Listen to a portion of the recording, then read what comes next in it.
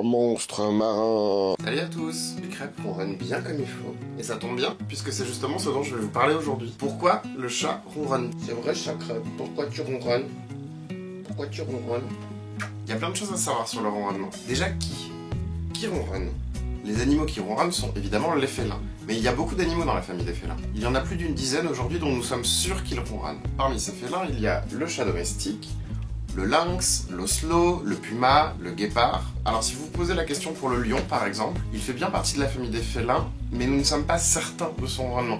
Il a une sorte de ronronnement mais qui est un petit peu différent des autres. Donc voilà, il est plus, d'après Wikipédia, dans la catégorie des incertains. Comment un félin ronronne? Tu roules sur l'ordinateur. Non mais s'il vous plaît, regardez ça. Le ronronnement est provoqué par une contraction très rapide des muscles du larynx, ce qui comprimerait et dilaterait la glotte, et causerait une séparation brutale des cordes vocales, origine du bruit. Les muscles du larynx du chat domestique montrent un patron très régulier, composé d'un pic se produisant 20 à 30 fois par seconde qui induisent une mise en tension régulière de la glotte. Voilà, merci Wikipédia. Les chats ronronnent en respirant et en contractant en fait des muscles qui viennent jouer sur la petite glotte.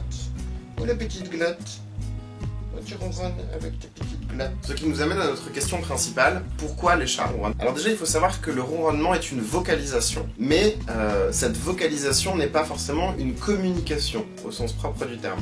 C'est-à-dire que contrairement au miaulement par exemple, le miaulement est une communication et peut être comparé au langage humain. Le ronronnement transmet en fait un état. Le premier ronronnement chez le chat est le ronronnement du chaton lorsqu'il tète sa mère et ainsi indiquer à la mère qu'il est bien, qu'il est en bonne santé et que tout se passe bien pour lui.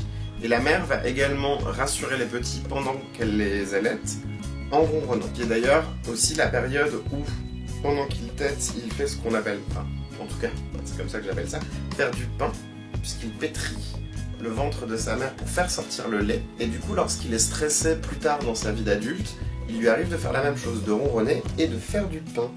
Mais pourquoi le chat adulte ronronne-t-il ? Sauf évidemment la mère qui veut rassurer ses petits. Comme nous le savons tous, les chats ronronnent par plaisir. On sait que le ronronnement peut aussi, chez le chat sauvage, avoir un rôle social. Donc ça peut également indiquer la soumission par rapport à un autre chat. Et dans le cas le plus négatif, le ronronnement peut également traduire le stress, l'anxiété de votre chat, voire la mort. Certains chats qui sont malades et qui sentent venir la mort se mettent à ronronner. Il essaye de s'apaiser également en ronronnant. Et puisqu'on parle des bienfaits du ronron, sachez qu'il y a aujourd'hui ce que l'on appelle la ronron-thérapie, car les scientifiques ont découvert que le ronronnement du chat est situé en fait entre 25 et 30 Hz. Alors, moi non plus, ça ne me dit pas grand chose, et à vrai dire, je m'en fous un peu. Ce qui est vraiment intéressant là-dedans, c'est de savoir que le ronronnement du chat se fait à fréquence basse, et qu'en fait, dans les années 90, un professeur dont j'ai oublié le nom, il va falloir que je regarde mes notes, car oui, je fais des recherches et je prends des notes, je ne dis pas n'importe quoi. Clinton Robin a découvert que les fréquences basses aidaient à la régénération des os. Ça expliquerait pourquoi les chats ont beaucoup moins de problèmes osseux, de maladies osseuses que les autres animaux domestiques, et donc aujourd'hui on s'en sert, on appelle ça donc la ronron-thérapie. En fait, les chats deviennent des anti-stress pour humains sans effet secondaire. D'après des expériences qui ont été faites, exposer 20 minutes par jour le sujet au ronronnement du chat aide son développement osseux et la régénération des os. N'hésitez pas à faire ronronner votre chat.